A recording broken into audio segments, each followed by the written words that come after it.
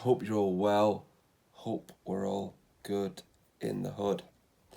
So I just meditated for 1 whole hour just after this video. I said to myself today, I did 15 minutes before I went to train.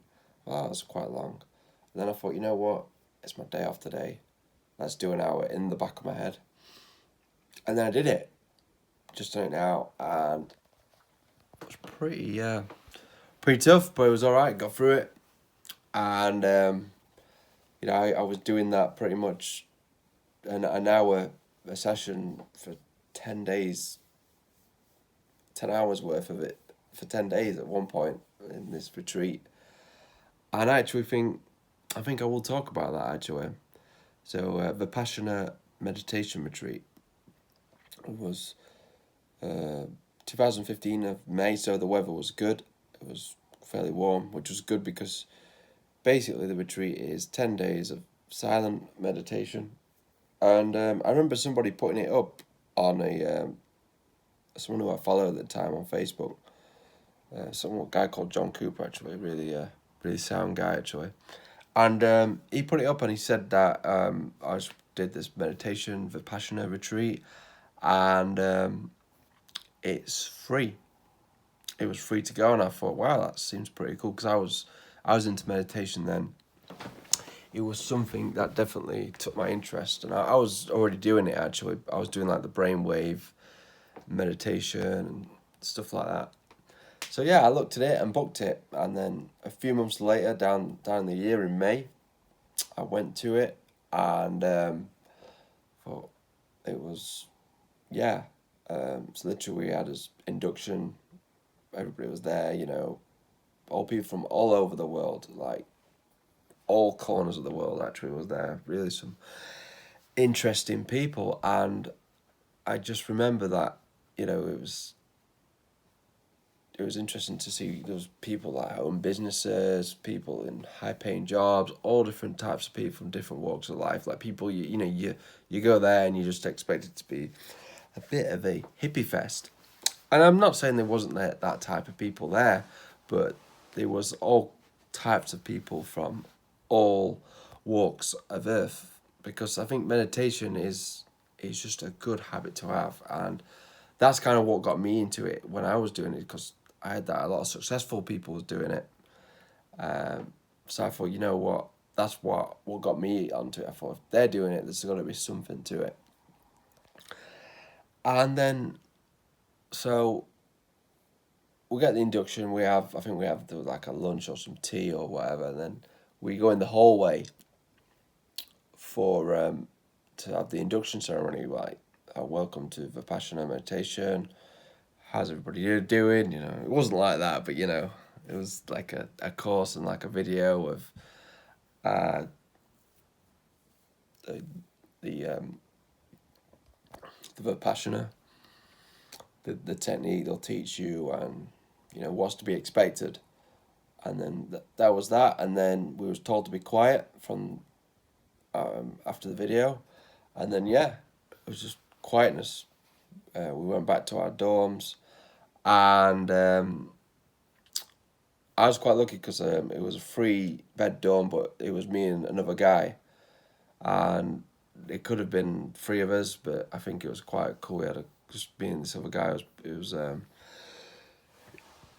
He was quite a local to the area because it was down south. I think he lived about an hour from where the retreat was, but he was a proper sound guy when I met him, and we got talking after we broke silence as well, and he gave me a lift to the train station in his convertible. So that was pretty cool. I remember that. Yeah, I mean, so yeah, we got back to the dorms, and yeah, it was just 10 days. I mean, he was like, wake up at 4:30 in the morning, uh, come and then meditate for an hour in your dorm or in the hallway, and then I think there's breakfast, and breakfast was good. They always put on a good breakfast. Breakfast was my favourite meal of the day there because it was consistent. It was the same layout every day. Your toast, your porridge. It was all vegetarian food as well, so it was a nice change. But I remember because I think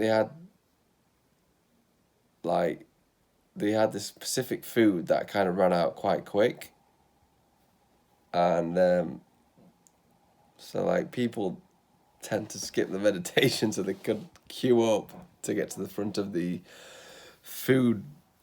Um, get they could queue before to get priority over the food, and I caught on to that kind of early on. So I was one of those people who just like, yeah, got to the front of the queue so I could get.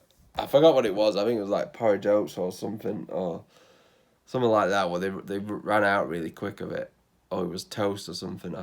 Yeah. So anyway, that was kind of funny because there were certain people, they were playing the game. They were they were trying to get in to get some of the food before anybody else. But there was plenty on. There was plenty of variety. There was enough food to feed everybody, and it was free, so I never complained about it. Like, oh, I don't like this, or you can't complain anyway, unless you could speak to the supervisors and the people running it. There was like people making sure that everybody was supposed to where they were supposed to be, and if they weren't in the meditating hall, then they'd come and find you and stuff like that. So you could speak to them, but you wouldn't go. You'd speak to them like one on one. You'd get them in like a corner or somewhere quiet and out of way of people, so you wouldn't disturb people, so to speak. Um, but yeah, the food was good. Lunch was always different things as well, and yeah. So you'd have your breakfast, and then I think you'd allow time to get washed and get bathed and get showered or whatever that may be, and then you'd meditate again in the hall or in your dorm, I believe. There is a full timetable actually up. I might have to give you guys a link to that. Yeah, you would meditate, and then you'd have lunch, and then you'd have about an hour and a half for lunch break, have lunch, and then stretch around, walk around, and it was really good because it was summer and it had some big gardens to walk around, and it was really nice because it was in the countryside, so it was great just to have a good stretch and walk around and stuff.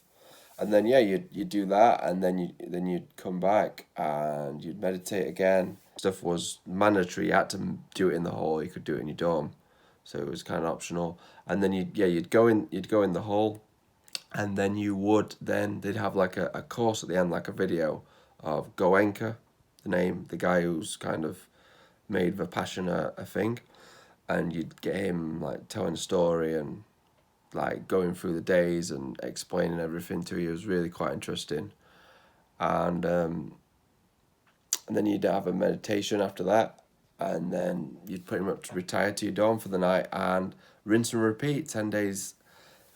10 days of meditation. I mean, for me, it was tough. I remember like day 3 or 4, I wanted to quit. I was like, yeah, I can't do it. I can't do it. And then I got through them, and then day 5 or 6, I was like, yeah, I was feeling the same. But I think by day 6, I said to myself, well, I'm pretty much halfway over there, halfway done now. Might as well keep going. And the good thing about me is that I had something to look forward to when I finished, because I scheduled it that it was due to finish on the Sunday, and my train, because I caught a train, is I had to go through Birmingham to get back to where I live. And at Birmingham, there's an NEC fitness event. At the time was Body Power, so I had that to look forward to. So I scheduled it that I had to finish Vipassana meditation to go to a fitness event, which was good because I had something to kind of look forward to and something to keep ploughing on with it to keep going. So I think it really dropped on well for me then. So yeah, I finished it. I finished the course, and it was, yeah, a feeling of relief. Like after 10 days, I was like, wow.